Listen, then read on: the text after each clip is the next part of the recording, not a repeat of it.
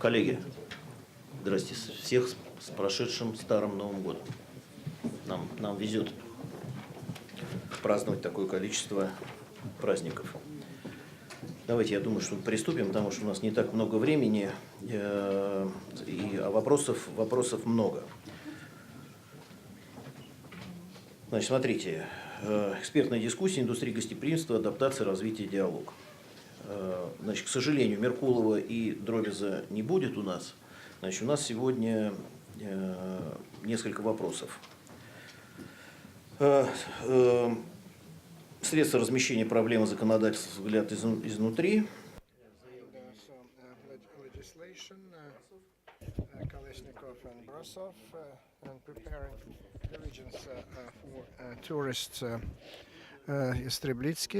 So that's Minister of Resorts and Tourism of Crimea. Then the issues and of different problems related to the staff in the industry of hospitality and the consumption of alcohol. So let's take a look at the regulatory framework and the challenges of the legislation and the available assets.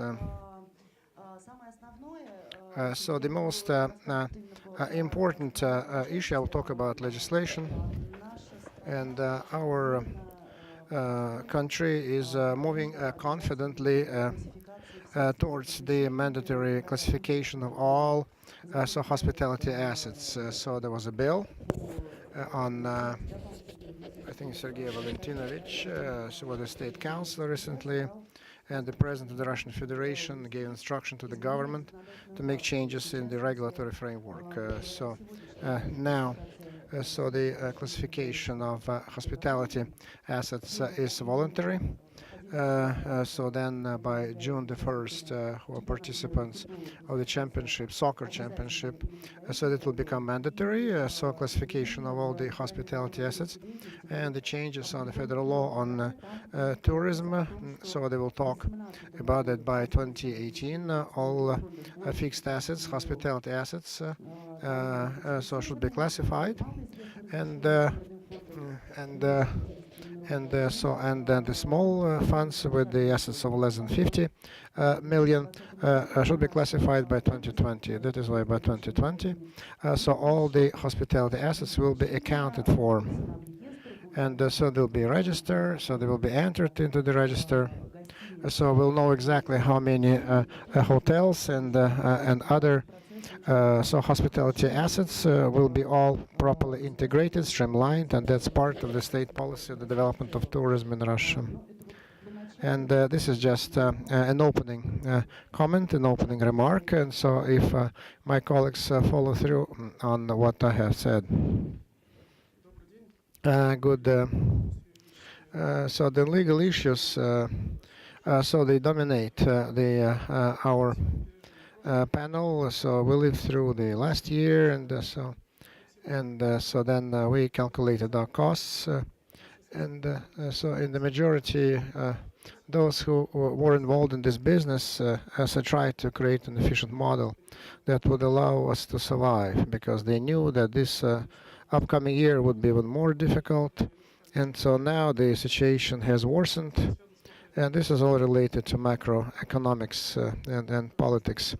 And the hotel, as a small company, finds it difficult to survive, and that is why hoteliers they're looking for someone to help. So everything that they could have done to support themselves, they've done.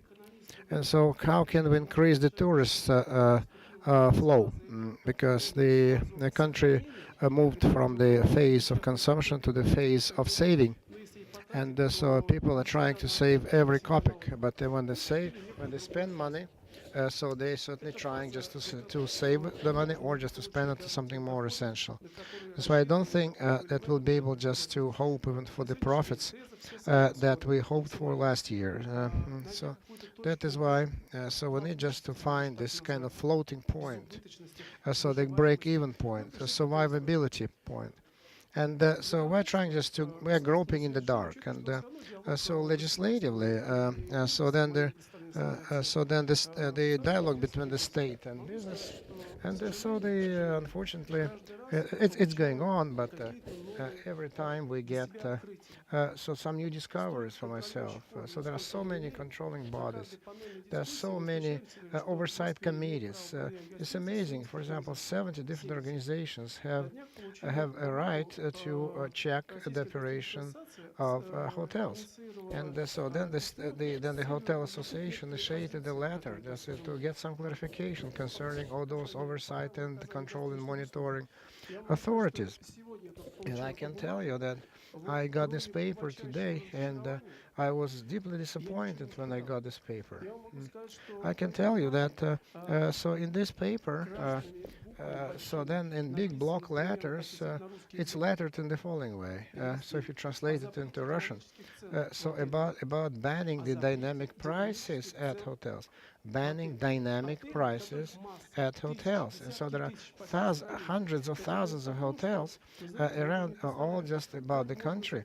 I cannot imagine how can you ban the prices. Prices should change. They should adjust to seasons. They should adjust to so to different timelines. And discounts should be always there.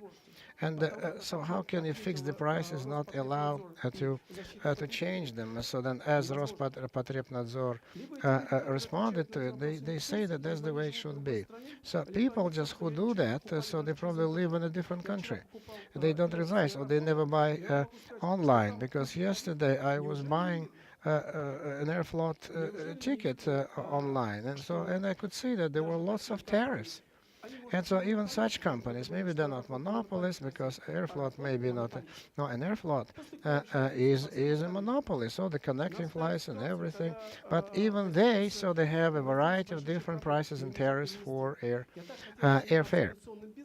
And so because as you can always say, if an airplane, I want it to be just innovation business, because if the aircraft cannot leave from this airport, it can always start from another one. But the hotel cannot be changed, cannot be moved. Its location is there. And so this is why you can't believe that Sheremetyevo so brought up the prices for servicing the aircraft, and immediately so all the airlines, they moved to Vnukovo. That's it. And so, but we have a hotel at Sheremetyevo, and so it means that we're losing money because the airport increased the service prices, and this is inadmissible. And then, so this interaction between state and business. So there were some public hearings in the public chamber. And I can say that the policies that is being pursued, so there's a lot of work being done. But what we got eventually, so almost no success stories, only some separate success stories. And so people do not understand business. How can they regulate this business if they don't understand the essence of the business? How can you regulate something you don't understand? So you can only kill this business, wipe it out completely. And so then the only positive emotion that I felt from legislation is that one of these days, so then the government of Russian Federation, so for the purposes of PPP, so they allow just to simplify taxation, and so I hope to God it will come to pass. But if we can do some VAT changes, it will be great. But I don't think it will come to pass. And I don't know just at which panel discussion we need to talk about the cost of running hotel business, let alone so the land tax and the real estate tax. So because we are not on an equal, on a level playing field. And so from Ministry of Tourism, so in one of the regions, so they were asking me a number of questions, and they were saying, so can you do you usually respond to letters, because their main work is just to write response letters. So the hotels cannot have lawyers because they can't afford the lawyers, because they're cutting costs to the ground, because everything is so expensive. And so maybe there are some ministries that not develop tourism in every region. Maybe they will create certain support mechanisms for us, because we don't understand what we're doing, because they're running us into the ground, and so then the legal framework is so complicated. And so then one of the guys who runs a big resort in Moscow, when he comes back from Rospotrебnadzor, he comes home, he's absolutely white, all above table, everything just sincere, everything open. So that after he's talked to Rospotrебnadzor, he says, I have to close down. Yeah, because the requirements to business designed by Rospotrебnadzor kills business. It's impossible to continue business under the circumstances. Yes, because all hotels are VAT taxed, and boutiques are no VAT tax. And so how can we cover? We cannot pay one tax in the zone of the competence of a local administration. Another tax goes to the constituent unit, another one goes to the federal, and so the head of the region wants to fill their own budget, the federal wants to fill their own budget, and the local authorities want to fill in their own budget, and it's impossible. So eventually just will turn into a country of monopolies. So where oil and gas will exist and nothing else, because hotels is small and medium businesses. It's not machine building, it's a service. People pay for it. And so how can we do? How just to remove VAT tax from it? So instead of helping us and think how to make money, how to provide quality services without reducing it. So let someone come and figure it out and help us. Maybe you know those people. Who should we talk to? Maybe the media that we need to talk to. So they are killing us. We want just to work normally, but it's getting more and more difficult. And so every time. So then 2002, so I went to local authority, and they told me, so buy a book for 200 rubles. So the book, who has the right to check restaurants, and I bought it for 200 rubles. And so the local authority were absolutely happy. And then I understood who has the right to check me. This is horrible. It's impossible. There are too many authorities that can. So then, actually, what is the regulatory framework? It's the interaction between authority and business. And if the authority, so they can close down the company. So, but there will be no VAT tax. There will be no personal income tax. But people will be unemployed, and this is even worse. And it is why. So the taxpayer cannot pay that kind of tax. And so we went in court. So 3 hotels got a tax for the land. It's a benefit for the land tax. So we reduced it twice, land tax, because I have lawyers. That's why we got a twofold reduction for the land tax. That's it. But I have lawyers. Others don't have that. I can tell you that as a person who. Вчера заинтересовался, как поработать. Мы с Игорем Олеговичем живем в одном районе. So we live with the gentleman in the same. So they transferred me from Rostelecom, and now they put me to Akada. Yeah, so they're finding me. Yeah, because so they forcefully, arbitrarily, they switched my TV onto another. But I have no agreement. So go just talk to the company. So you need to terminate the agreement. But I don't want. It's not my headache. Yeah. So yesterday it took me 1 hour just to tell them that it's not my business, just to terminate, initiate. It's your business. If you switch me over from one, so it's a story of just one shop window. And so we just are looking for different ways how to alleviate the situation on the legal plane, because we know the economics, but no one is interested. That is why.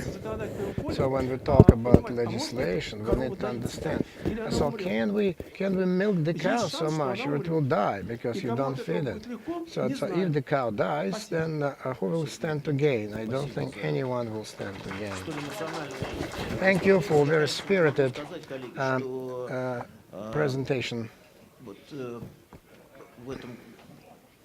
I should tell you that so then last year was kind of a jubilee year. So then we celebrated 20th anniversary of the Association of Restaurants and Hoteliers.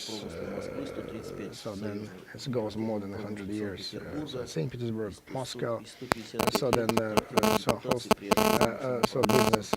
so this business goes back almost 200 years. So the business. So we consider ourselves the heirs to this old business of restaurateurs and hoteliers. And so then the 90 years in America, so then the National Association of, so what do you do? I'm asking them, so the American National Association of Restaurants. And so we're fighting local authorities. And so do you win? So sometimes we win, sometimes we lose, they say. So that if we didn't do anything, so then the situation would be even worse. Because even they not always succeed. So the American Association of Restaurants and Hoteliers. So it's always just a tug of war. We just don't know who will win, and not always. And so we know that we are moving into a very serious phase, a very difficult, challenging phase, because we are cutting our costs at restaurants, hotels, and so I don't know where else we can shrink and how we can reduce our costs any further, because we have only 2 hours, so please be concise and brief and to the point. Okay, I'll try to be brief and to the point. I'm not talking about Rostelecom. I wanted just to go back to what we were talking about. So the way the hotel services are provided. So for 3 months they explained, so all hoteliers in the country just were just freezing with fear, so like a deer in the headlights, so because how it would be interpreted. So the counter agents so sent letters, so start acting on the law and start provide services. So for example, if someone comes to a hotel in the middle of the night, so give them a 50% discount. So we tried to figure out how to do that, and so now the time has come. So why can't we in the bill so put the parameters in the bill that would be logical, that would answer the interests of the market? Because we saw this document 1 year before it was released, and so the way it's been published, it's horrible. And so there's almost no difference, and so this document is killing us. And so, but I would like just to get a hotel, so that someone just could talk to us before they come to conclusions about this regulatory framework. So then the position of the state, so they say that that's the way it should be. That's it. So and even Rospotrebnadzor so will interpret it differently. But I wanted to say something else. Recently there was an occurrence is being discussed right now, so the subject matter. In Sochi there was a law that restricted so the prices for hotels during Olympic Games, and so now they're trying to do that in 11 cities during the soccer championship. So do you know how many business representatives were there at the Ministry of Culture? I was the only one there, so that was the representation of business. I was struck out of the list, and they say that we know exactly who we should invite. And so business representatives, so then although FIFA accommodation that's recommended us to be part of the list, so the Minister of Culture said we know who to invite. That's it. So then there's a big question, how people who don't have the faintest idea of pricing, the way the pricing is organized at hotels, how can they regulate that? So how can you regulate it for every reason? Yeah, you know that there's hotels of St. Petersburg, and so we have white nights, and so let's do it in February, because no white nights. Because how can they combine white nights with the soccer championship? So they never consult us, they never talk to us. They just tell us arbitrarily cut the costs, cut the prices for hotels. And so then the pricing of hotels, determining the right price for hotels is the most crucial issue for all hoteliers.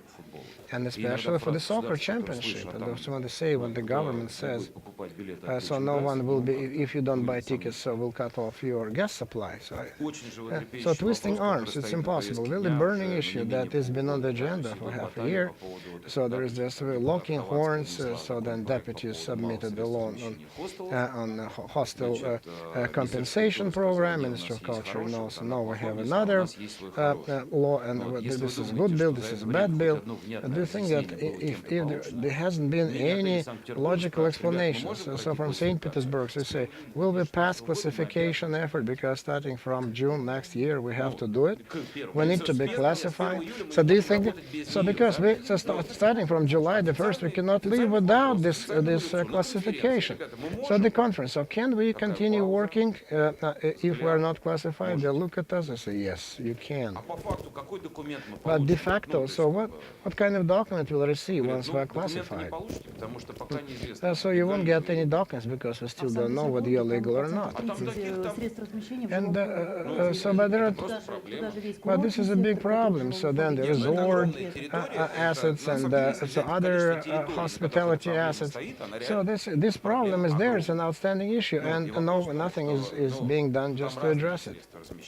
So because so certainly I know that there are some hotels that if they close it would be even better, but many want just to work open and legit, and they don't allow them to work in official so open and fair manner.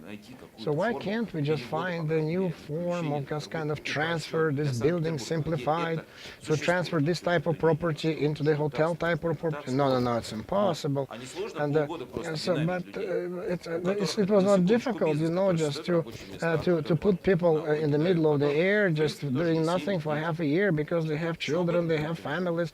No one is thinking about the staff of the hotel. So why can't you just simplify this transfer of property into the property that would allow to act as hotel business property? And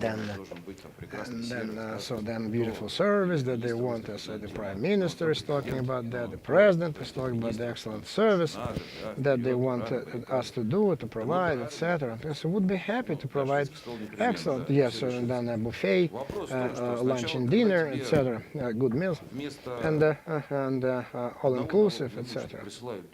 So when they, instead of the property tax, they send you another tax, and the money that you did have, but you have to pay, but you need to increase the service level. But at the same time, your costs are high. You're not making any money, so the taxes are killing us. How can we increase the quality of service? And this is a real problem. Everyone is saying, so study English, learn English. So I'm happy if the staff will learn English, but where do we get the money from? So how can we so learn English? We need the money for that. So we're trying just to subsidize this, subsidize that, and now we subsidize this classification effort. So it's not even the measure, it's 60,000 rubles. So what do I do if they subsidize my classification? So what's the... so it's... I don't care. And so we really need some kind of methodological, logical, coherent foundation on which to build in Nizhny Novgorod. So they have some preference, some benefits, St. Petersburg other benefits, and so then 3-star hotel with investment of 1.5 billion euros will have some benefits. That's what they say. So what kind of animal is that? Where do we get an investor for 1.5 billion rubles who would decide to build this property in St. Petersburg? How do you declare a benefit or an allowance that no one would be able to follow through upon? It's impossible to do that. No investors of that kind. So then, for example, 3 stars in Novotel in Moscow. So was the only deal. So that was passed off and actually so met the requirements, so was entitled to this benefit. So then Rostourism, so there was a meeting in Sochi, and we hear lots of proposals. So I spoke about 3 years ago, 5 years ago. Nothing changed. Nothing changed. What can be done? So why is this happening? Because people are up against the wall. It's because we have domestic tourism, so forced domestic tourism? Is this why we're trying to address this issue? So then they're talking about pricing, so that Sochi will raise the prices by 20%. If there is a demand, we'll raise the prices. What's so wrong with it? So because it is supply and demand. So they used to go to Turkey and Egypt. Okay, so let them learn, let them teach how to bring tourists. So let the Russian tour operators to bring Russian tourists to Sochi. You have every right just to raise the prices. Why do we talk about that? So that we're so bad guys because we want just to raise prices because it's supply and demand. And actually, so they can kill their business if they don't act properly. And so that's why all these claims and so this appeals to the people and the authorities, Krasnodar region. So they were asking so the residents, the residents of Krasnodarsky Krai, so not to come to the ski resorts and to let the foreigners have good rest. You know, this is horrible. So there's a public appeal by the governor of the region. So don't go there. Yeah, because foreigners are enjoying themselves. This is okay. Sochi went off well, and so although there's been lots of response, so the checks high, prices high, so that happens, and so obviously some mistakes occur. But we need to understand that. So sometimes so then they calculate a bit more, so the bill was correct once or twice, but the majority was right. So because she agreed. So she ate, she enjoyed, so we had so that the menu is small. But at the end of the day, everyone was happy, right? Yeah. So what we're after? We want to come to the market economy. Market economy, eventually. So it's looming all the way down the road at the end of the tunnel. But we want. I have not ever seen any indications of the fact that the market economy is coming anytime soon. Believe me that all the roundtable discussions that we have and the letters that we're writing to the authorities and doing everything, so then emotional, spirited, I haven't heard anything like that before. I mean that we are at the end of it. You know, we can't yield anything else, and we cannot go any further. And so we are up against the wall. So what are the problems? What are the challenges? Let's go into detail. Because the bureaucrats are not interested in details, because they like global things. Yeah, but the devil is in the details. Colleagues. Okay, so then legislation and so hotel fund, so then so hospitality assets. We discussed that. So let's discuss the next issue. Mr. Strelbitsky, Minister of Resorts and Tourism of Crimea. I want to ask a question. Is there at least one more bureaucrat here in the room? Yes, besides me, yes, there is one. So I've been working business for 17 years, and after Sergey and Igor, so I came back to this business. And what I was planning that my main presentation would be dedicated to hospitality issues, and so allow me just to acquaint you with the situation in Crimea, and not many understand and many see the situation right. So then we serviced 4 million tourists, provided services, and 60% of those tourists came during the 3 summer months, and so the balance is during the fall and the winter. And so we did a sociological study of those 4 million tourists that came to Crimea and became available to the media. So they were happy that 53% of those who visited Crimea so would come back next year, and then we were happy that 39% so would come back within the next 5 years. And why they're coming back? Maybe our federal authorities are making mistakes that in Crimea there is no such thing as a service, good service. Maybe we're making a mistake when they say that there's not much service there too, hospitality service.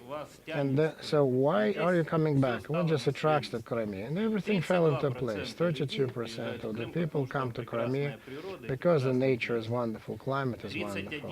31% go to Crimea, which is summer, and we did this research in summer, study in summer. 31% come to the sea and to lie on the beach, and 13% they wanted some tours, and 9% of the tours they said that so very nice people welcome us, and then 6% even said that the level of the service provided to us is at the top level, and then some say that Crimea is the Soviet Union incarnate, and it's true that Crimea for 23 years we have not been investing in tourism, and no state programs were available, but Crimea has not been marking time, and Russian business has been coming to Crimea even at that time, and about 15% of the companies in tourism, they meet all the requirements of the best of the services. And I can tell that for some sites we are in a very advanced position, and what we offer in the Crimea, thanks to the street smartness, the Slavic wit, can be envied, but many objects, many sites are not in satisfactory condition, but in disastrous condition. So in February we held a webinar and with 100 over participants from Russia, Azerbaijan, Armenia, Ukraine, Belarus, and many other places. And indeed, we felt that people don't know. There's no awareness about the Crimea. And we, at this webinar, we introduced the hotels that everyone knows, which indeed provide very good services. And there is way to go, but we indeed have to ask the question, what was the catch in the Crimea? Why over the last 23 years it happened that way? Yeah, I can keep talking about investments, state programs, non-existent support and state programs, but the tourists were different. What we saw in 2015 was totally different from what we saw in the 1990s. The requirements were different, and we learned to make money just on beds. So the most important thing was to sell a bed, a room. But as for the services, we did not care, because the tourist would usually come buy an expensive room or a bed, though it was still cheaper by 30% than the same bed in the Krasnodar Krai. And then people would just save on the services, and there was no need to provide services. So, being a minister since June, I realized how deep is this gap. And the seminars and the training that we have, we try to explain that people, dear locals, there are other ways to earn money, to make money, much more efficient. We have to break the mentality. Yes, indeed, today the Crimea is very different. Even in 2015, February 2015 and October 2015 are night and day. Different like night and day. So I even broke down 2 stages. Winter 2015 was kind of expectation, frozen expectation. So the business divided into 2 parts. Some people were getting ready, and the other parts say, well, there's no other way. They will come anyway. Don't worry. But in summer, people started to have doubts, because the 1st of May, in May, we got the first inflow of tourists, and the people saw that there were some processes that have never seen before. And during the previous Ukrainian times, probably people would come to Yalta, and at each meter there were cars saying one word, rooms for rent, rooms for rent. Yeah, rooms, yeah. And so they would drag the tourists, drag them to one room, to another room, to a hotel. People would just catch and hang on the tourists, and there would be some groups that would board the train in Jankoi. Then they realized that they could board the train in Melitopol from Kharkov. So there was no need. But in summer, we saw a breakthrough. Maybe it's mundane, but it's like 31st of May, when in Simferopol airport a monster landed. The monster was called Boeing 747 that brought 500 over passengers. And immediately the information spread.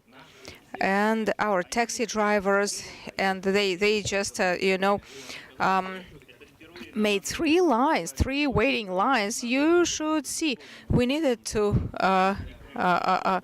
bring 15 coaches, 15 buses to the square, just at least, but we couldn't. We could only put 5, and we started the process. So look, 522 passengers got out of the plane, and then taxi apartment, but they just stay quiet, walk to the buses and leave. I stayed in the airport and I saw this, frozen seat.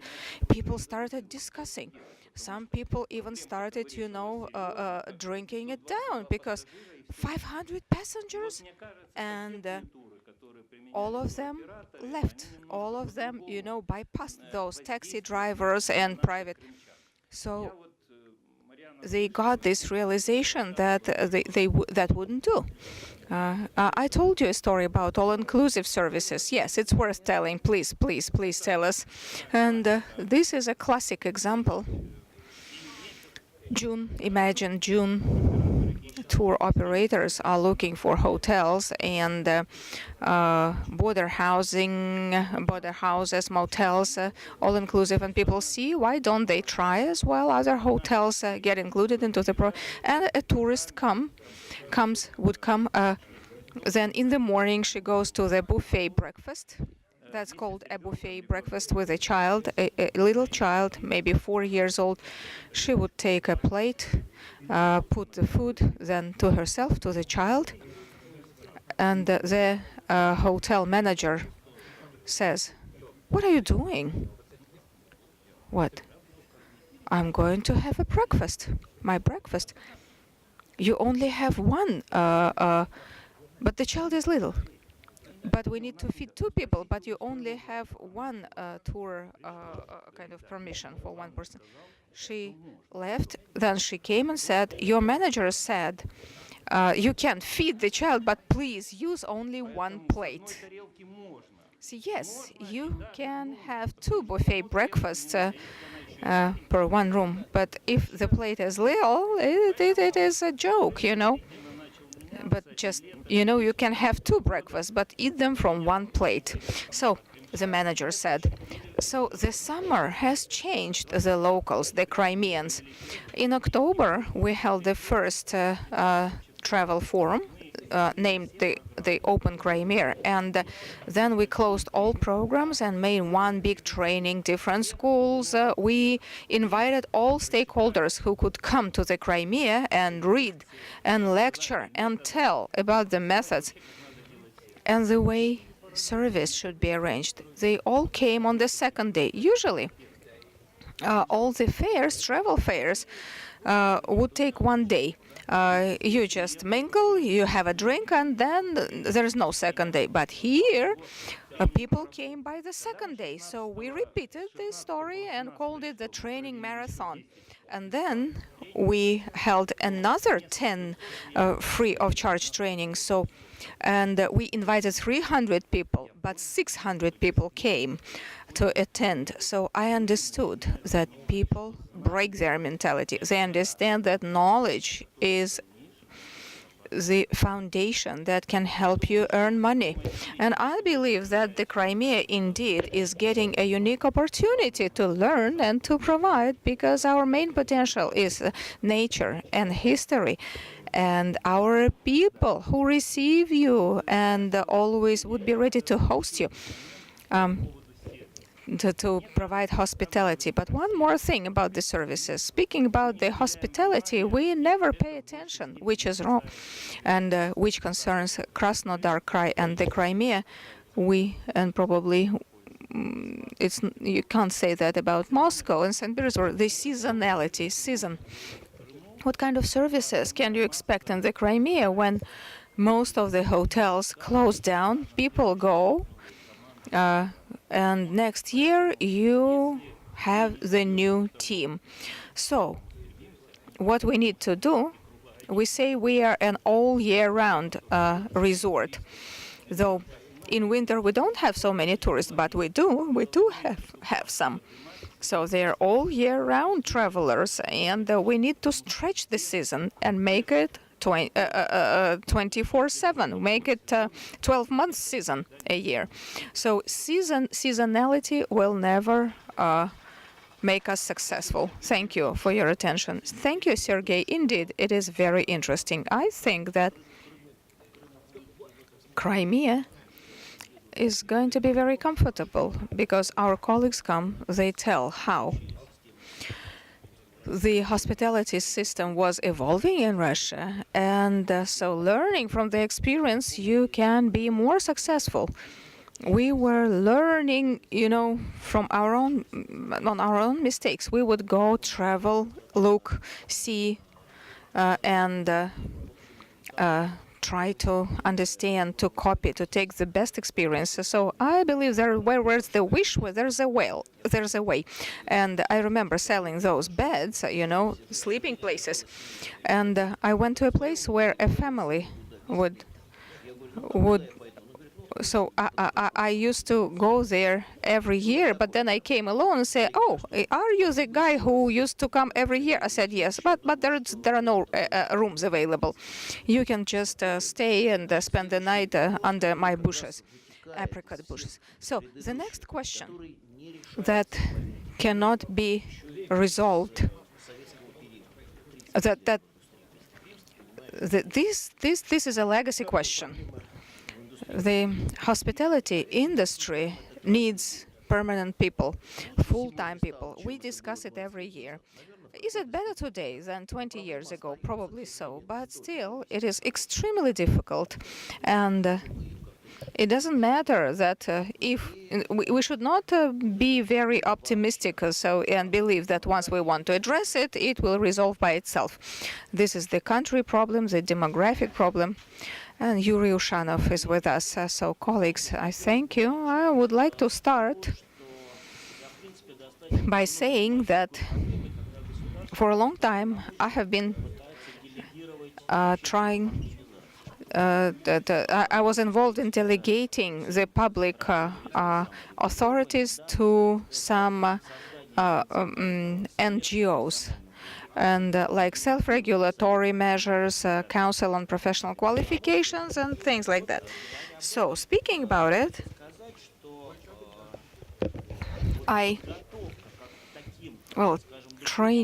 preparing documents is not on ad hoc basis. It's not spontaneous. So we find ourselves in a situation when it looks spontaneous, but there is very serious background homework behind it. We need to be extremely thoughtful. So what we intend to start next July in educating experts and their relevance. So I believe it's going to be a kind of a revolution. So we have changed the date several times. So I believe when we approach it, we shall have a double-edged sword. So we all know the law. So once we have the roundtable discussion, do remember this law I'm talking about. You see? These are the state officials who are supposed to know the laws by heart. One person. So you should know that there is a working tool, and the employer is responsible for the employees' activities. And if we go on, it's up to suspending the company activity. So when I was discussing it with the lawyers, they say, yes, you are right. And so speaking about next July, let me remind you that in 2008, we had a concept of the federal law on professions and qualifications. So again, remember, anyone remembers the 2008 suggestion on what's going to happen to us? Qualifications, definitions like competences that we use in brackets, so or experience. Then definition of certification, and this law stipulates the definition of professionals communities who will set the requirements to the experts. Do you know, please raise your hands, do you know that the professional communities are supposed to write those standards? I can see my audience, my students, you know, colleagues. I believe we have a very good meeting. We still have 5 months before July. We can still change, at least try to change. Speaking about the standards and the hands raised. So when we had this course here to train experts, students asked to take the professional standards and evaluate your own skills. So one day later, I saw very gloomy, very sad faces. So they never asked me again who wrote these standards. I know who wrote those standards. Look at the author. Yeah, they are here with us. So, you know, I would say that the cases that we are scared of our own shadows, you know, first we ask to empower us with something, then we do something, then when we see what we have done, we get horrified, and then we shy away from the West. So this is, again, an issue with the professionalism. So we are not ready for the process. How ready are we? You know, again, I'll repeat again. So first we ask something to be given to us. They empower us and we take it. Then we do something and then we see what we have done. And that's horrible, horrible. So this is a vicious circle. What can a state do? That's, you know, which is the bigger evil, which is the lesser evil. So probably just take the liberty to take the case in their own hands and do the way they please. So again, why it happens? Self-regulatory manner, delegation of authority. So look at. Let's consider a family. When a husband keep badgering a wife, you can't do this, you can't do that, you can. So finally, just do what you can. So we criticize, we keep criticizing the ministry that, ministry this, education, healthcare, ministry of labor, and those ministries, step by step, delegate their authority to us. And so you can see the rest. Though we wanted to do it best. Let me quote one. Let me give you a citation of a national council of national qualification under the president. Again, please raise your hands. Those who know about that this council exists. Same hands. The officials don't even try to express their courage. You don't know. You don't know. You know.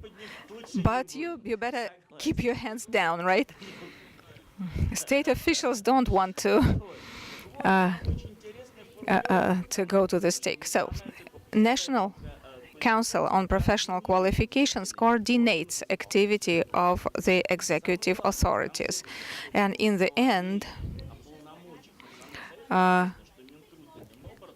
Ministry of Labor and Ministry of Education should facilitate proper activity of this council. So we see that those agencies help us, and our activity help to develop professional standards. How many professional standards do we have now? Oh, kind of job descriptions. Again, can I ask you to raise your hands if you are familiar, except the developers, if you are familiar with those professional standards? I can comment. When we met with Sergey, I discovered that we do not comply to professional standards to hotel managers. It means that we have to go through specific medical tests, and we have not undergone them. So we do not comply. So we read those professional standards as some basic education. There's a huge list of everything you should possess to become a hotel manager. And thank God we have some education. Now they have opened a new hotel management department, but I don't have that. So now we have a program, 250 hours program, which is now provides very good money for the education system. You are getting a second higher education. That's good. In the web, we start seeing articles. First, there's a scarecrow, and then first they tell you do not comply, and then they tell you they can educate you, and the price in black and white, you know. Now from 50,000 rubles to 100,000, second higher education, and 5 months is left only for you to comply. Then you are late. And so coming back to the HR management, now I consider the situation in such a way that the presidents created mechanisms through the national councils, the direct management of the HR potential. So what I'm telling you does not only concern the hospitality industry, it concerns everyone. So since 1st of July, we shall all have to comply to the federal law number 122 to confirm our qualifications. So during the Soviet Union, we would be issued certificates and diplomas with the profession and qualification. Now we only have one category, and the second line is something that we have to get additionally to sit for exams. I don't want to read you a lecture. Indeed, it will take too much time as the procedure. And what can we do with the people who have just got the higher education, but that's all, that's what they heard? And how are they going to start their activity, their working activity? What can we do with the education system? They're supposed to, you pass the first exam at school during finishing school, but then you have to pass the exam through a professional community. So the education institution is just a tool to provide some knowledge to the student. That's it. In this law number 122, can I ask a question straight on the heart of the matter? What can we do with the category of professionals who have been working for the last 20 or 30 years and have achieved many things, but do not have the necessary profile, necessary background, because it was not so we can, it means that we can teach, but we cannot work in our area. What's right, Iran or Iraq? You know, what's the proper pronouncing, what the proper spelling? That's what it. Once you graduated, you grad, but you at that time the profile education was not in existence. But we see now that all the professional standards require this professional profile, so-called profile education. We are still alive. Until we go to the grave, you know, we keep working, and we have to. No, it's absolutely wrong. Additionally, you can get another education at any moment now. That's a shame. You're discussing that because you are misleading the whole audience. We are talking, you know, it means that you've been working for the last 20 years, and when the officials wanted to certify the personnel, we protected our industry 15 years ago. And now, 15 years down the road, you are sitting here and whining. Stop it. No, we are all scared. Yeah, you have a system. Stop it. You understand that we had the same situation before.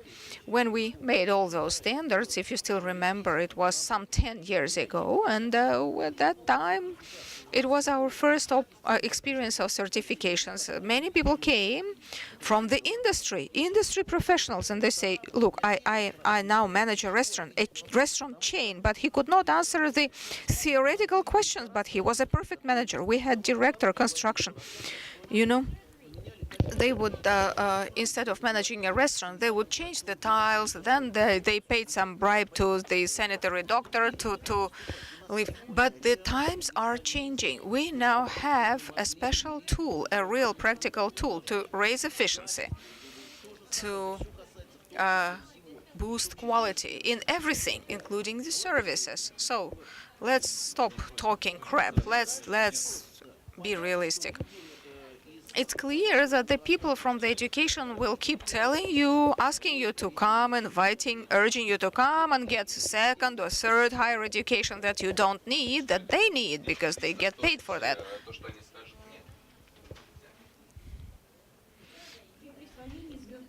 So when a hotel gets awarded with stars, you consider it. If the manager does not have the proper background, so there'll be no stars for the hotel. Department manager in a hotel, director and the deputy director should be a bachelor in hospitality, and the chain manager should be a master of business administration in hotel industry. We could not. It was a disaster before, so now the Ministry of Labor would not allow special conditions. Once we do not comply, they will not approve the standard. And but we did approve because we satisfied all the requirements, and now we need to look what are the jobs in the past that we can put on the same level as the education, modern education. So probably it was economics, a profile in the hotel business. And when a person has been working for the last 10 years, he's supposed to be educated. He got this education in the working place. Now we have training, 4 years bachelor's degree and then 2 years master's degree. Nothing about that. Unfortunately, all those years, it happens that there is a ministry, agency, law, many people and officials, and Sergei was asking who actually keeps inventing weird things, and business separately. I can tell you that at the start, some 15 years ago, what did you call it? Companies would estimate, I forgot, slipped my mind, certification. And I can tell you that they ruled that a restaurant manager should be properly educated. But then they cancelled. we need to fix it step by step, but this is a real tool today. But it cannot exist outside of the community. We are all community members, so once we do not develop and participate, we shall be lagging behind. But the hospitality and restaurant business has developed by itself. We did not privatize big companies. We didn't, borrow from. We were just growing from. We had our teething period, and you see, colleagues, we have many issues here in this industry, and I can tell you that one serious issue is who is going to estimate the conformity, the compliance, and how will this procedure look. So I guess it's interesting. So I guess it's no secret that the National Council on Professional Qualifications and through the Hospitality Council delegated the authority to the Association of Hoteliers and Restaurateurs. So these are the authority that this organization has. We have already trained experts for certification of programs. How many experts do we have? Some 30? 30? We now have those experts, and we are very close. We are very near setting up some centers of estimating the skills. And that's where, at our national website, you have all those documents. Go and have a look. I am not inventing. I'm not making it up. The other question is how can we estimate the track record of a person? Yeah, we have a portfolio here. So this is a kind of the story of an expert, where the experts would mention all his achievements, skills, knowledge, and this commission would read this portfolio and determine, set up the procedure of this qualification process. So considering his merits and track record. And then the system of permanent ongoing education. You must have heard that very often people use the expression of ongoing education for adults. There's a concept of continuous education for adults. Within the system of continuous education, you have to, it's not once every 5 years, or like some professions, but step by step, gradually, day by day, do something. And hence this number. The minimum number of hours that you can spend on training and learning and improving your skills is 16 hours. So you probably have seen it before. Do you know why 16 hours? Well, you see, that's it. This math is simple. We used to have that the teaching courses were 72, divide by 5 years, we get 16, and then do the approximation. And this experience of raising the skills that we used to, for instance, do every 5 years, but 70 hours, but now we just break it down into 5 years, and we get 16 hours a year. And in the process of experts training and learning, we saw one interesting thing. It means there are different competitions and contests where people take part, and I was asking to... So what kind of competitions, tenders, we need to pay attention to and don't pay attention to? And so that's what they give a piece of paper, so it don't mean a thing. And it works out that the qualification evaluation center so will not take into consideration such tenders that have not been properly certified by the Association of Restaurateurs and Hoteliers. So the situation will be that So the FRIO will become a kind of a center through which, let's put it this way, so all the manipulations will be passed through it. So assessing the staff. So are we ready for that or not? Always ready. Okay. And at the end of the day, I agree that what I'm telling you on one hand is kind of strange. So why we had it this way and now all of a sudden it changed. But so what I started with 2008, so they warned us it would happen anyway. Then that's why it happened in 2016, because 2016, so all the events, so they got together and probably so that's a bad year. I don't know, and it's a leap year, and that's why it happened. And so the most important point is that this process is irrevocable. You cannot change it, and so there will be no documents that it will be kind of stopped or moved to the next timeline. So it can happen. It's there. So the next point I want to draw attention to when we talk about the evaluation of the potential. So now just we're going to do the register of specialists. So the doctors, they call it Federal Register of Medical Workers.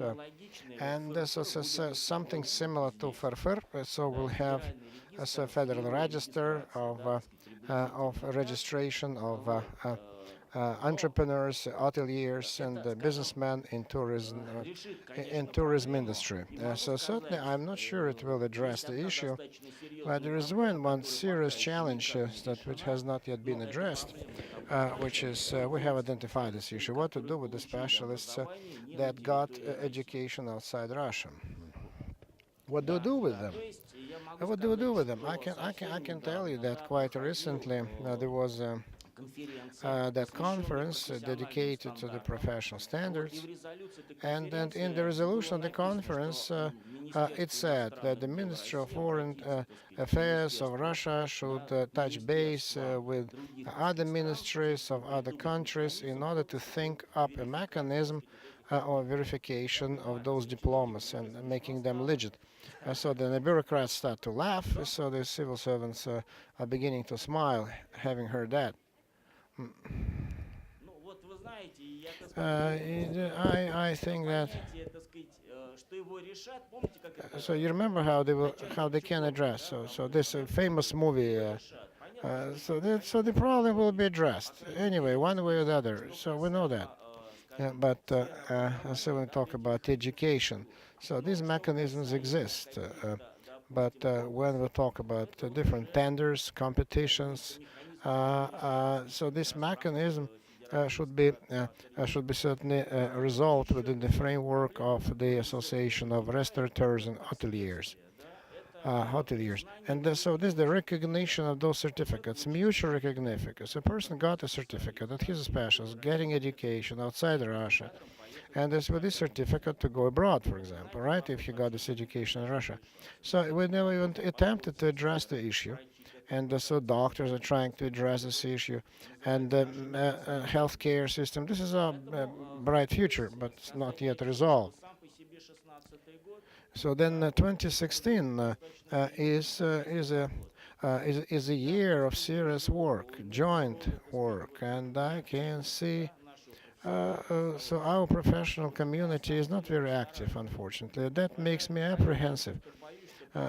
Because I'm afraid that on July the 1st, when we get together and we'll start with something that we haven't done it, we're not ready, etc. That's what they'll be saying. But when should we be ready? So tell us. When? Okay, July the 2nd. Okay, July the 2nd. And so, you know, it's... so certainly I want to just appeal to you so to be more active here, and I want just to ask you something. So when we talk about how to discuss these documents, to make amendments, changes, if there are some documents are circulated to get your take on it. So usually it's one-way street, you know, because I'm not getting any response. But you need, everyone is exercising this sitting on the fence policy. And so when this they circulate lots of letters, so lots of destinations. So 49 will answer, so one will not answer, and so it's a lengthy process. But there is another issue on hand: how to evaluate so the former achievements, because we hire someone, so we take the labor book and we know just exactly that the person just has been working very well or not working well, so his positions and his merits, etc. So I can always place a phone call, and they say, okay, so there was a labor book at that time. And so now, so this mechanism will give a chance to save on those checks, examinations. It's a special subject matter, so good or not, we don't know. And but we need to understand that's a new mechanism that will to adapt people faster and to get better education for them, to motivate them to get a good education, to enhance their professionalism and knowledge.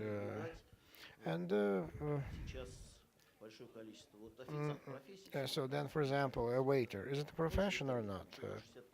So then, so he's 65 and he continues to work. And then another problem, for a cook. So no one cooks. We need cooks. So yes, so we have kind of process engineer who cooks, but we need a cook. Yeah, how do chefs cook? How do chefs cook? Certainly we have stars, we have some wonderful great guys, but others are mediocrities, so they don't cook well. They're not chefs per se, and so then they always have some additional staff. You don't have anything like that in the West. So then there's a procurement guy, so a guy who's responsible for the so PR engineer, the media, and so someone who is responsible for the warehouse. It's ridiculous. And we're talking about chefs and cooks. So they need to know the key. For example, so if there are many restaurants, so now we so have only only 30% of the restaurant that we need that any other European country. So in Mexico, Brazil, so have 3 times more restaurants than in Russia. So we need just to increase at least. So 70% more restaurants we need just to satisfy the demand. But how we do that? Then another point. So the challenge that we face all the time is that people not competent enough on the issues that actually so come up. Have come up recently. So we have discussed this issue. So the mechanism of application of a PPP in the area of hospitality. So going through the documents, so private-public partnership, right? So then in the hospitality area, so everyone knows. So they don't know what the PPP system is, and so this new law started to work. Became effective January 1st this year, and I can tell you, just I visited the Ministry of Economics of Crimea site, and so there are several PPP projects running. And so this is good that this mechanism is being used, and because I can tell you that the situation we're in, so this PPP mechanism is one of the main mechanisms to raise money and to attract private capital and to manage state property by highly qualified specialists, and this is very good. And no PPP specialists. Also, the law on PPP is more than 10 years old. And are we ready to implement this PPP program? Who is going to train those specialists in private-public partnership programs? And even in the sphere of hospitality. So, for example, we hear the word cluster. So there is a cluster. So at the end of the day, it's a PPP program. So because we're talking about what they're going to build there and what assets are going to be placed in that cluster. And so that is why the potential is there. And so our knowledge restrictions And so this is something that we need to address because it will determine our future. And in conclusion, I can tell you what Mr. Lenin was saying. So we need to learn and learn and learn. We came to a point when, at the new stage, we need to come with new knowledge, with new professionalism that we need to get ourselves. Thank you, colleagues. Thank you. And so then the advisor of the Federation. Okay, you don't have just to stand up, yes.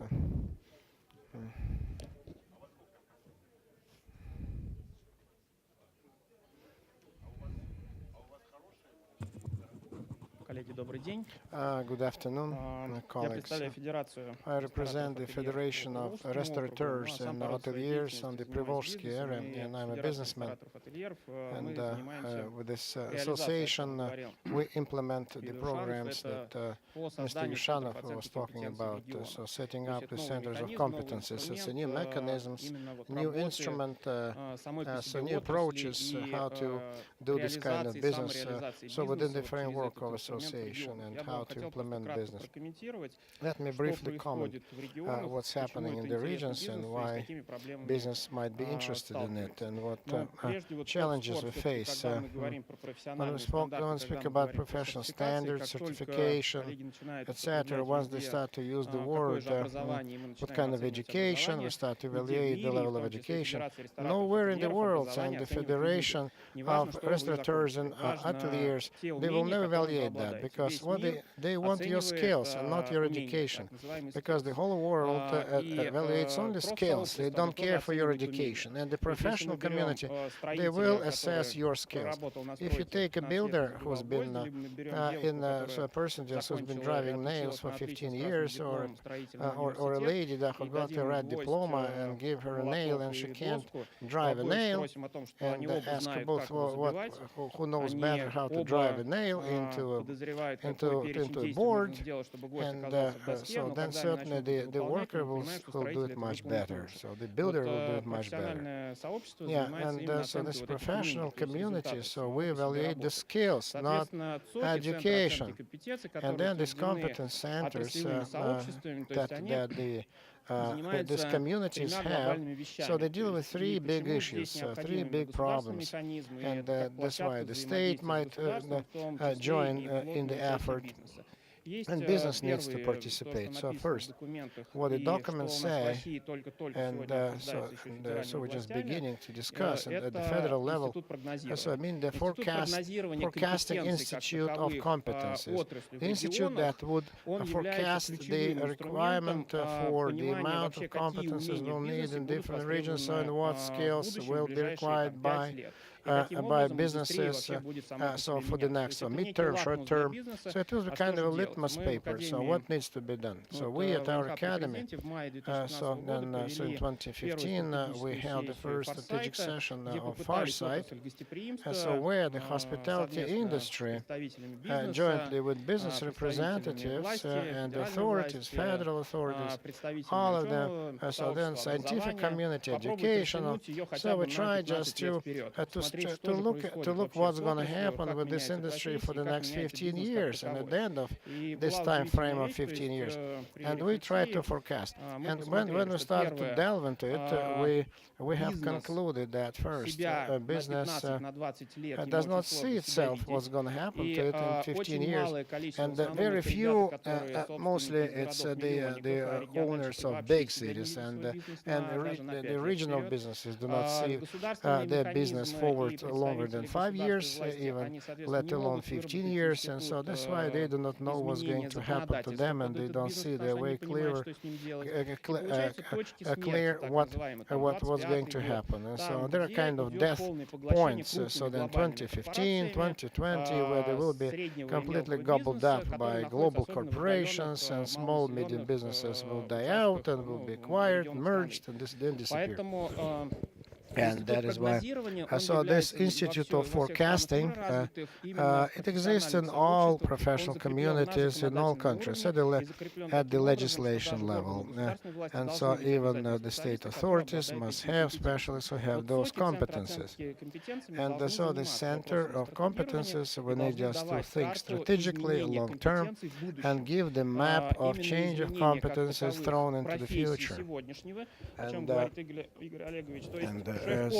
So for example, a cook or a chef, it's not the present chef, and this in 2020 it will have a different chef, because different technologies will be applied and different competences that he will have to have. And then the second is certification. So certification is an issue of assessment, so certification of competences, and this is the center of competence evaluation we will be doing.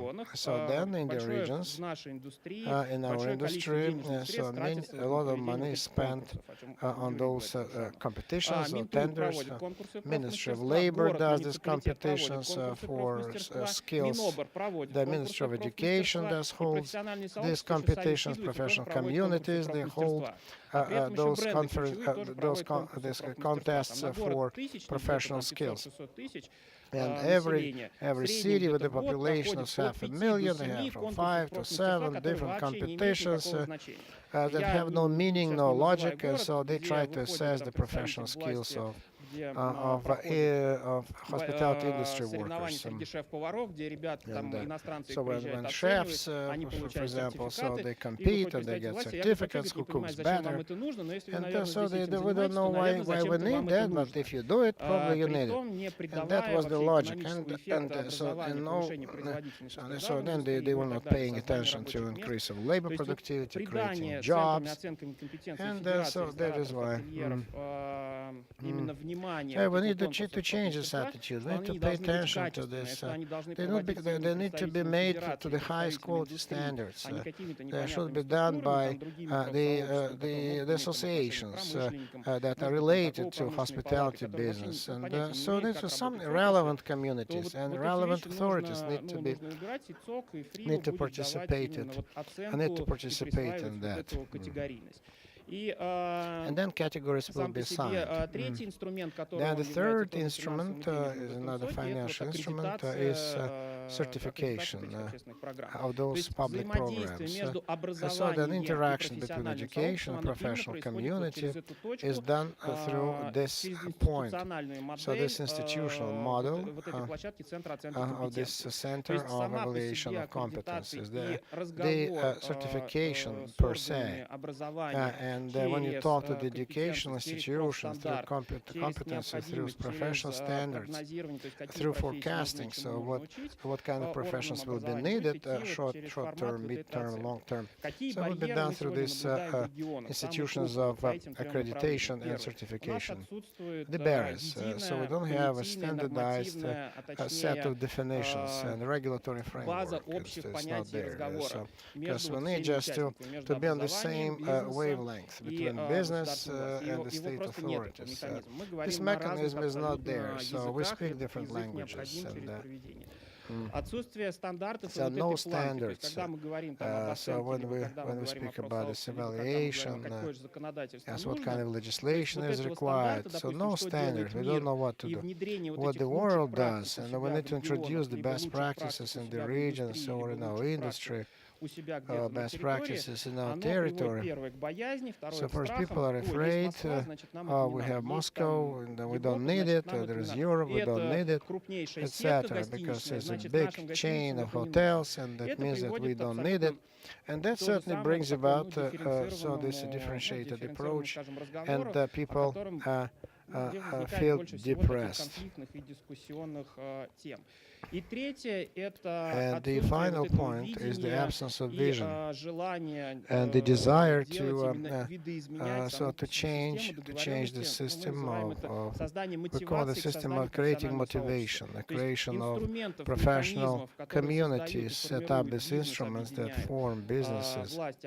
And so between authorities and businesses, those mechanisms are not there.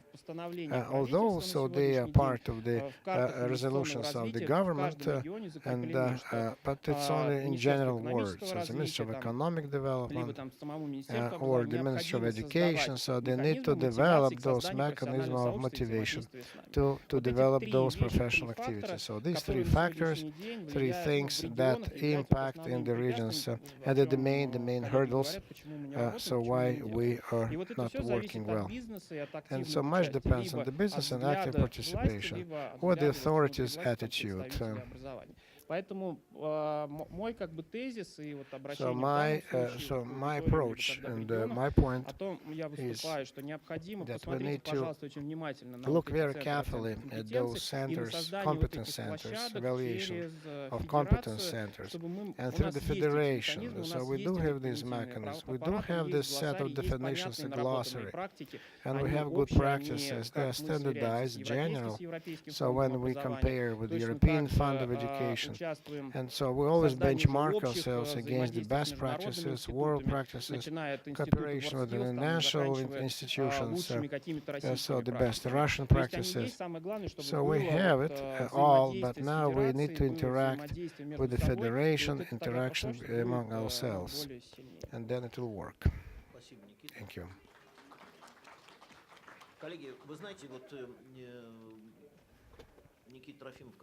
And so he spoke about the far side session.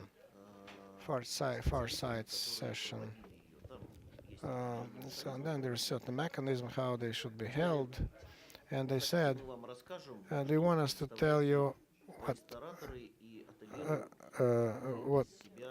what you are from the viewpoint, just if you're just looking from outside. So you're looking in a kind of in a tank, you don't see well. So you have this, and you always just fight back. You always fire back because you look like you are fired at. And so in a tank through the slit, and always with the with the machine gun, and that's the look at us from outside. And we need. So do we? Does a businessman consider look at himself in future? How does he perceive himself? How does he perceive himself in future? How does he see himself in future? Even 1916, 1917, so the restaurants are closing down, and many have already closed down. So how does he see himself? Where we will proceed? Which route we'll take? We don't know. So we have only half an hour left. So we have one serious issue to discuss. So how we will consume alcohol. So the culture of alcohol consumption, very burning issue. So that's certainly alcohol is an integral part of any cultural event, of any festivity, of any dinner, so any party. That's an inevitable part of any party. So it's not even discussed. So in Christian culture it exists, and in some other cultures it doesn't, and so it starts from cradle to grave. And so this alcohol consumption always there at all parties, all events, and that's why. And it's so that's why this hypocritical attitude, and we hate this hypocritical attitude. There's been a lot of hypocrisy about alcohol consumption when we were fighting alcoholism, and so at first, so they were working ourselves up into a state of hysteria. So then with the chief doctor of Russia, so Anishenko was saying that per capita consumption is 18 liters, which is not possible because it would have all died out, if we consume that much. And this is not possible. It's an integral part. And then they show that they're fighting alcoholism and the per capita consumption goes down. So, but in actually, so the alcohol becomes illegally produced. So, for example, it shouldn't work. So a restaurant cannot exist. A restaurant cannot exist without alcohol. It cannot. So alcohol is an integral part So because alcohol is 40-50% of the check.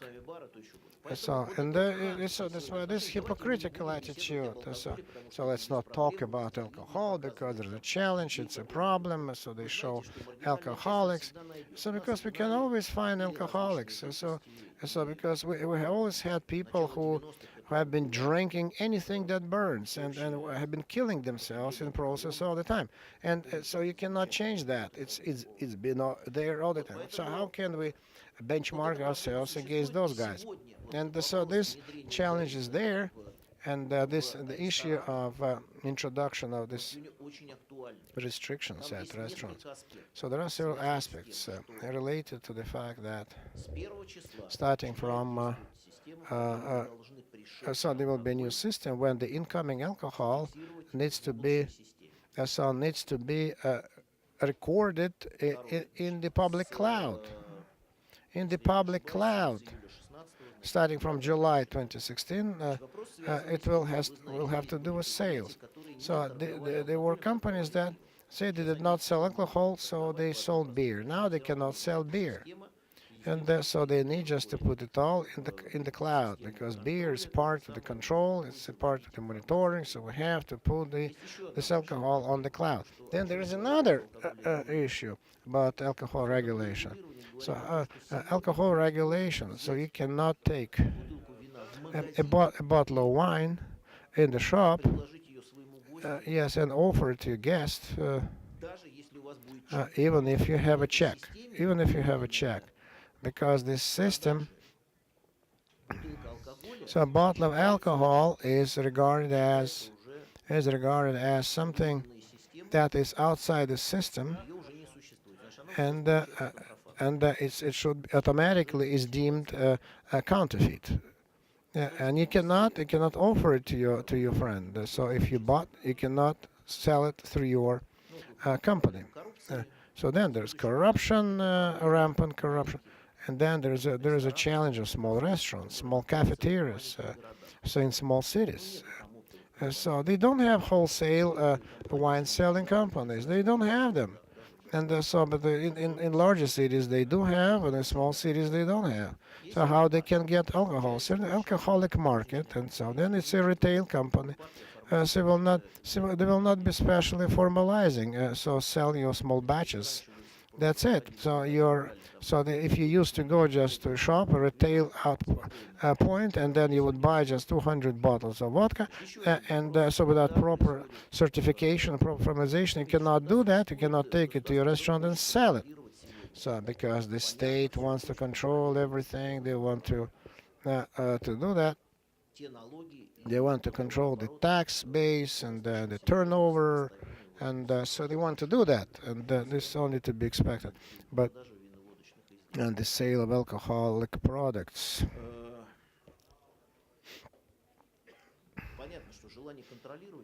So the desire to control is a good thing, but at the same time, so let's set up state shops to sell alcohol.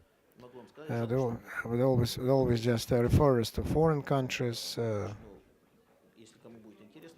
but I can. So there is a report. So then I can give you later a few figures, statistics. So 240,000 licenses in retail, and about 50,000 licenses for restaurants. That's in Russia. You see the difference, and in Sweden, so quite different. For one state retail shop, there are 17 bars. And the consumption of alcohol in Russia, so 40% of consumption of alcohol is at restaurants. And we sell only 3% of all sold alcohol because people drink at home and abroad, so they prefer to have a drink at a restaurant or at cafeteria. So we need just to change this culture of consumption. So 3% versus 40% of all alcohol consumed publicly or privately, so we need to limit the time when the alcohol could be sold. And so the bureaucrats, they don't want us to deal in it because we are not retail. We provide a service. It's different. And in many regions, so they control the time of selling alcohol at restaurants. It's impossible because we provide a service. We're not selling alcohol, service. And I remember 1985, so where there was this anti-alcoholic campaign.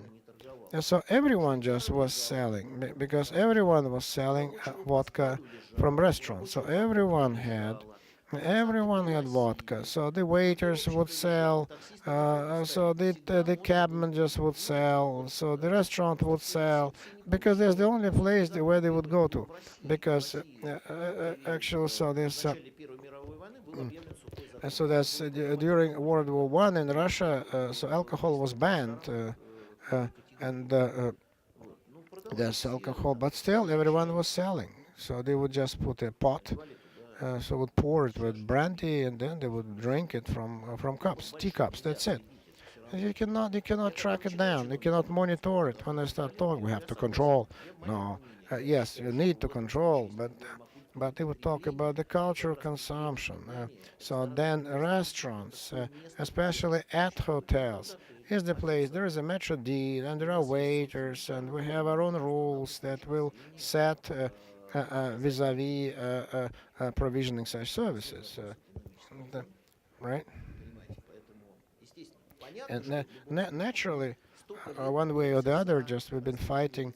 So how to divide the licenses? So retail license is separate, and the license for selling alcohol when you provide services, catering services, is different. So two different licenses. Because we're not selling alcohol. We're providing a service. That's why retail alcohol license should be different from so catering alcohol sales, because it's a service. And I know. And so then. So they start selling from restaurant. So when we warned Ross Alcohol Committee that every point of sale will turn into cafeteria immediately, so they will just get some alcohol, and they will say that this is a catering service, and now they have the right to sell alcohol. That's exactly what happened, and as only 1/3 of these companies sell alcohol. So you cannot take out of the restaurant the ability to sell alcohol, because it's a service. There will be no business. So food and alcohol, they go hand in hand, and you cannot turn so a big restaurant into a restaurant which sells only dumplings or ravioli. So why people go to restaurants? Why people go to restaurants? Because they want to have a drink. And So we are going to write a letter to the mayor. For instance, those parking lots, a person wanted to come drive to a restaurant to park, so that he wanted to be met with the service. Like in France, a person would come and give you an umbrella, park your car, but today you cannot park. There is no culture which allows you, like a Frenchman, a Frenchman may park somewhere and walk 1 kilometer. There is no culture like that. Russians want to park near the restaurant without, walking, without strolling for. And now, when we saw the assortment going down, we shall have the same situation with alcohol, and it will also influence the closure of the restaurant and the assortment of the restaurant that are located at the hotels. This is one of those most serious issues, and Sergei Konstantinovich manages restaurants, and so probably that's true. We need it for the state, but it's not today. The restaurants actually die. It's not that simple. Most of the restaurants today are beyond they don't make money. They accumulate debts and credits, and somehow they exist, but they are losing money. So we need interaction with the state. We need legislation that will simplify, not complicate matters. And I am afraid that it will be the last drop for many restaurants. It will force them to close down. And it's not their, it's the investors who want to invest without understanding where they invest. These restaurants cannot survive. The 2015 was most difficult. 2016 is going to be even more difficult. The prices are jumping for most of the restaurants were losing money because the menu, they didn't have the time to change the menu. They just work at, they lost money. And now, during this season, they accumulate somehow fat and then survive on the accumulated funds. And now the new legislation that is supposed to come into force is horrible. And no one understands how it's going to work. There should be some explanation, some instructions. So in this regulatory letter, the catering companies were exempt, but it meant registration of alcohol sold. But when you buy alcohol wholesale, it meant that you have to pay to the system. So unfortunately, this is a very serious impact. And since the 1st of January, you will have to account for the alcohol sold into the system.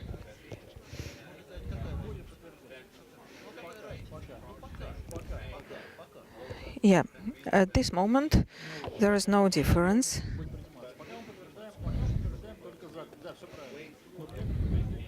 Yes, we only confirmed purchases, but we got the clarification only in December.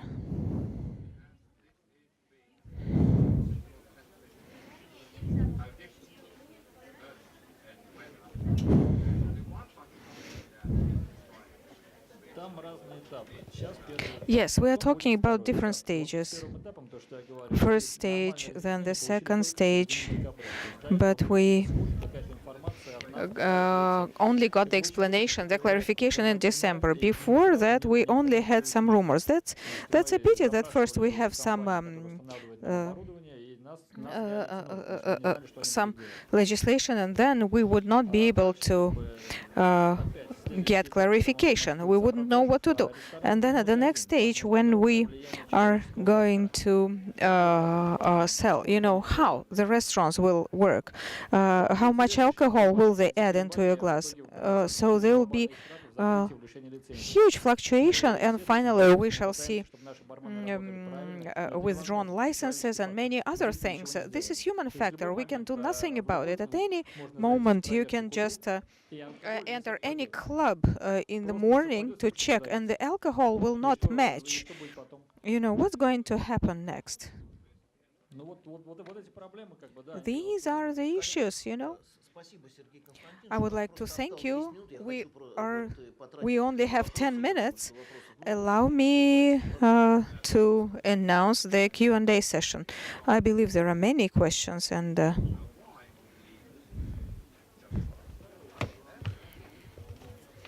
I cannot hear the lady.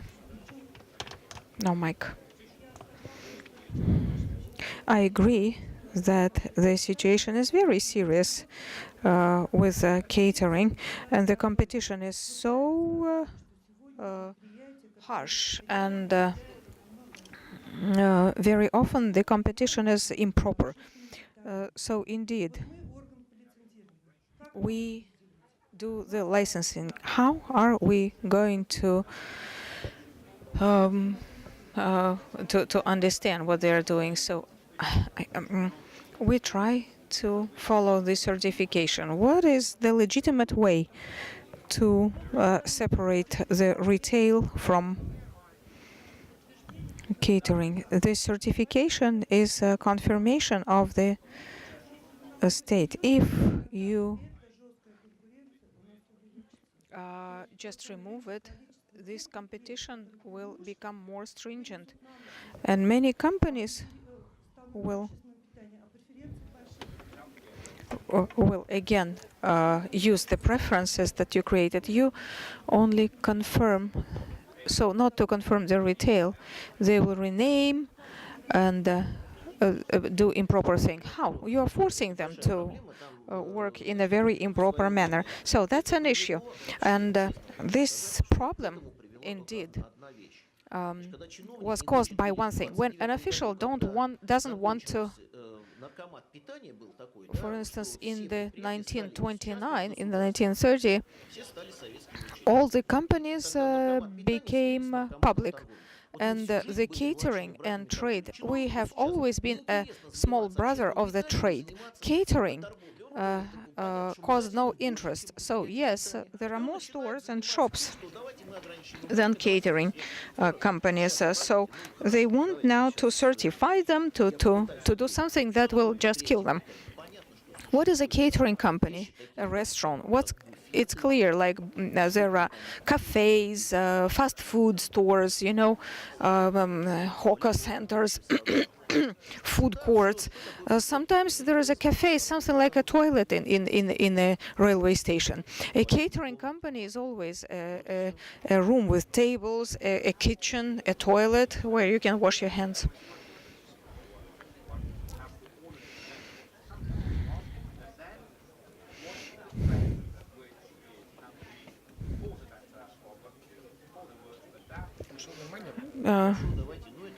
Yes, let's do it.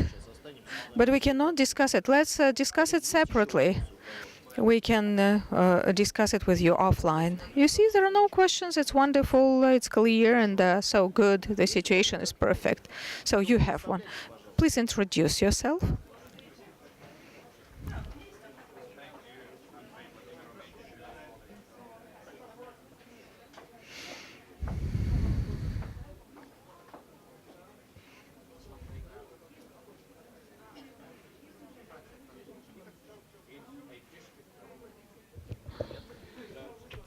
No.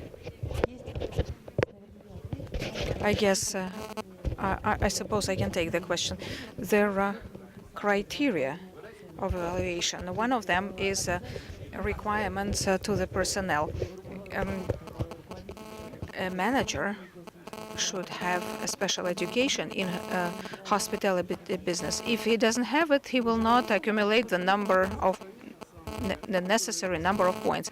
We're living in a great country. If you have a small hotel, 10 rooms only, a little hotel, you cannot have a director or an accountant. Usually you create a company and you have only one person servicing the whole thing. And then the technical compliance of your hotel to the classification requirement, that's the approach today. And then we said that we have to discuss organizing the improvement of education. It's just like the train. Once it started, you cannot stop it. The requirements to the profession should be permanent. Somewhere hotels just do it on their own. We have companies that work only in winter because it's mountain skiing. We have companies that work only in summer because it's a seaside resort. And it means the quality of services today, and we understand there are people who move from one to another hotel, and seasonality is still there, but the director and the chief accountant and the chief engineer, it's only some people who just churn from one hotel to another, from summer hotel to a winter. You cannot make all the Crimea all year round resort. You just can't. You may. There are people who want to go to the mountains in summer, but there are not so many. And there are many people who would like to go to the seaside in winter, but they are not so numerous that in summer. We have to consider the peak season and look for the compromise for the management case. No matter what education you have, it's only the head that allows you to make proper decisions and create conditions for the proper business processes and the quality. And when you create conditions, then the Kabardino-Balkaria and Karacháyevo-Cherkessia and other places has many resorts, seasonal resorts. They don't have personnel, but they work in winter. And the Crimeans could go there. If to work. If you have regional hotels and whatever it is, they can just indeed switch the working place. But it's not so bad because we're not losing people. They may work in the mountains in the winter, and they may work at the seaside in summer. Yes, we can use the professional community to create coalitions. Little hotels, small hotels were raising this matter. What can we do with the clients? What can we do with the personnel during the low season? Seasons exist in many countries, and this is up to the owners how they can create and manage those coalitions, alliances that will allow you to develop the market or manage the seasons or manage personnel. And there are companies, large companies, HR holdings, that will manage the hotels depending on the season and the clients. So it depends on the competence of the owner. Probably that's what we have to identify. Tomorrow at 3:30 we're going to have a tourism session. And today we have here at this meeting the professional community, and tomorrow again tourism and education separately. Do you plan to visit this session tomorrow? We can even go and sing and dance there, but the first question of concern is that tourism and the hotel business have always been together and separately at the same time. As for education, we have over 500 universities teaching experts in hospitality and hotel business. This is, this is so semi-cooked foods, that they produce. When I saw at the website that we have this wonderful Tumen oil and gas university that trains masters in hotel business. Yesterday, my colleague told me that's a pity I didn't take a photo. There is an institute of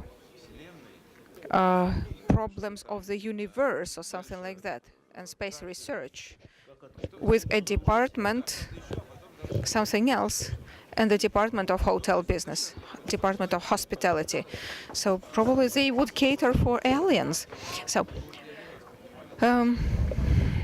we have been talking about education and travel business many times, and how should we arrange this education? How many graduates the country needs? So this is a business that's shrinking. Very difficult. We have not been invited. Shall we come? Yes, we shall probably come. We are quite, courageous. We shall go there.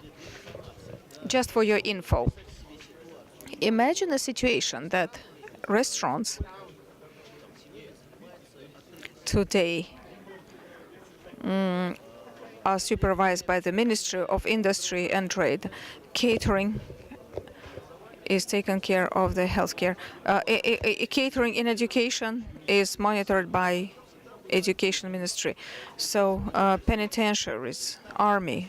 Imagine restaurants, a hotel are monitored by one ministry, and the hotel itself is monitored by another industry. So that's this, the chaos. And then Ministry of Economics that does something. So we get this situation when the right hand does not know what the left hand is doing.